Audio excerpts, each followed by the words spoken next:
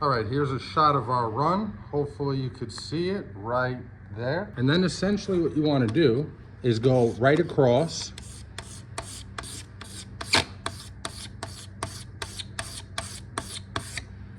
Like so. What's going on, YouTube? So today I'm gonna show you guys how I take care of a run. We got a little sag, run, whatever you wanna call it, on a quarter panel that I painted. So I'm gonna show you guys what you need and how to get it done. All right, here's a shot of our run. Hopefully you could see it right there. It's not so bad. It definitely could be worse. So what you're gonna need is a block. I got a piece of 1,000, 1,500, 2,000, and 220. And a fresh razor blade. The first thing you're gonna wanna do is take your 220. You could do this with like 400 also. What you're gonna do is basically just take the sharp edge off the razor blade.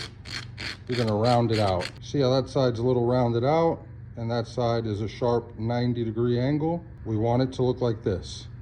So I'm gonna do that to the other side and then I'll show you guys how we start this process. Okay, so I got our razor blade rounded out. Now the first thing I always do is I sand it down. You definitely wanna do this with a block. You don't wanna do this with your hand because the goal is to take the paint off the top more than the surrounding areas. Now I know it looks like our run is gone already, but it's not. Now I'll take our razor blade. You can see I rounded off the edges. And then essentially what you want to do is go right across.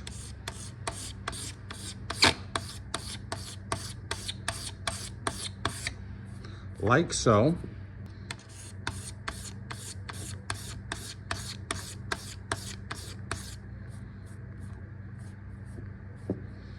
And then as you're doing it, just continue to feel, see if you still feel that run. I do, so I'm gonna keep going.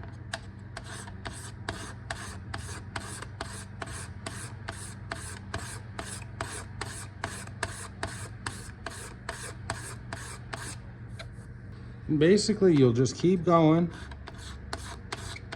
until you no longer feel the run.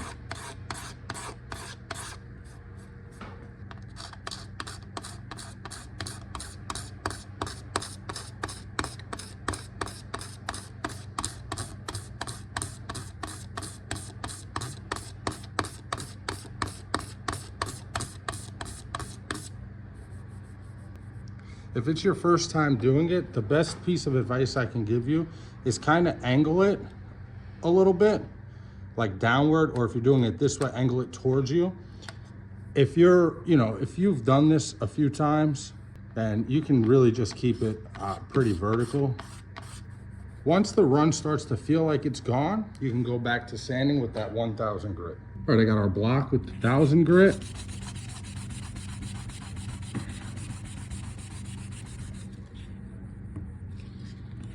And we'll just keep blocking out right where that run was.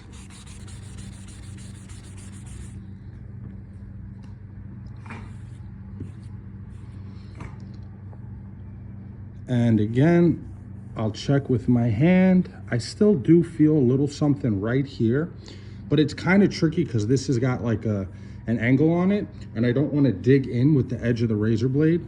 So then rather than keep razor blading, I'll try to just sand that spot with my block. And then I'll check it again. Oh, much better. Much, much better. Okay, so I'll sand it a little bit more. And then after this, some more sanding. But we're gonna do some wet sanding. And it's gone. All right, so now we'll step it up to our 1,500 grit. All right, I got our 1,500 grit wet and I'm still using my block. Now what I'll do is I'll actually open up the area a little bit, so I won't only sand where the run was, I'll actually sand out a little bit further. This is just gonna help the texture kind of fade out, right? Because if we only worked on this one spot, then the finish from here to the edge of the door would be really flat, and then it would start to get textured here. So if you want to match the texture, then what you'll do is, even on the panel next to it, I'll just hit it with 1500 a little bit.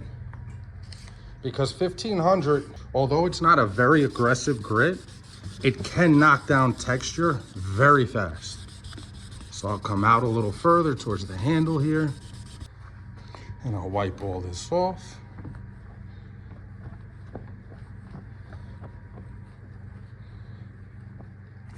All right, now the next step is 2000.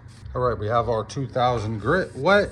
This you can do by hand because you're not really gonna affect the texture much, but I will sand a little further again this time. Basically, every time you sand and you go up to a lighter grit, you're gonna wanna open up that sanding area, not just for texture to match, but also to ensure that you're removing all of the prior scratches that you left with the more aggressive grit. So I'll just hit this quarter panel a little bit, then we'll throw 3000 on here, and then we'll be ready to compound and polish. Let's wipe that off and see what we got.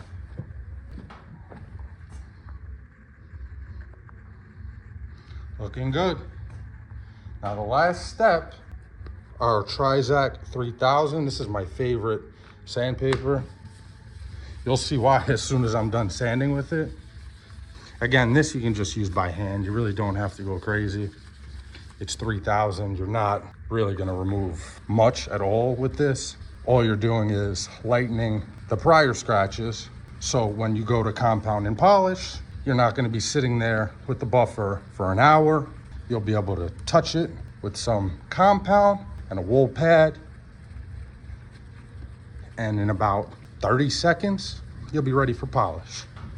So you saw how quick that was. And look at what a beautiful finish that paper leaves. So even when you do it by hand, it's just extremely, extremely even. All right, we'll compound polish this thing, and then I'll show you guys the results.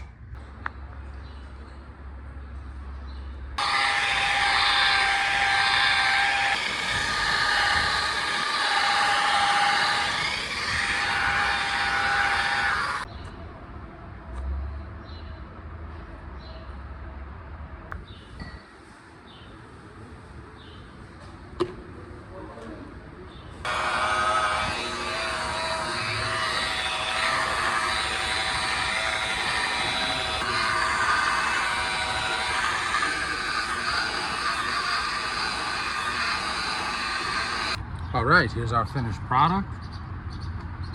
As you can see, that run is completely gone.